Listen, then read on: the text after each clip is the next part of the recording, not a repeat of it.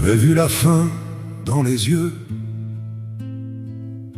le froid qui vous rend silencieux, les ruelles noires de Londres et les hommes perdus dans l'ombre. J'avais vu des enfants voler pour un morceau de pain rassis. Mais ce matin-là, devant Newgate, j'ai rencontré le pire. Ce n'était pas la corde, ni l'homme condamné. C'était la foule en fête qui venait regarder. Des rires et des chansons sous le ciel de janvier, comme si mourir en public était un jour férié. Des femmes vendaient des oranges, des marchands criaient leur prix, des enfants montés sur les épaules cherchaient la meilleure vue. On se poussait, on se bousculait, comme pour une parade royale. Et moi je regardais la ville perdre un morceau de son âme.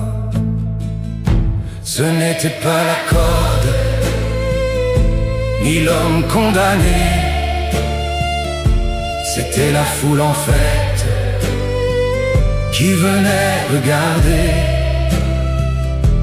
Des rires et des chansons sous le ciel de janvier, comme si mourir en public était un jour férié.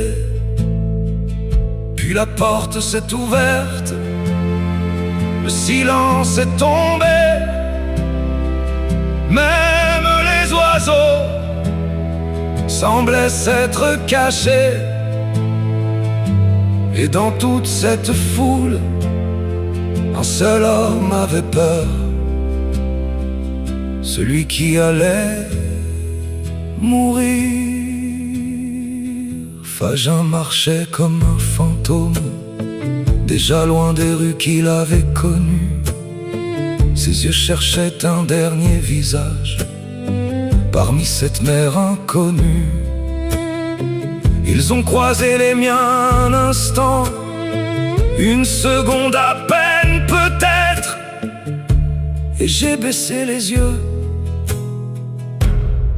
Je n'ai pas su. Ce n'était pas la corde, ni l'homme condamné.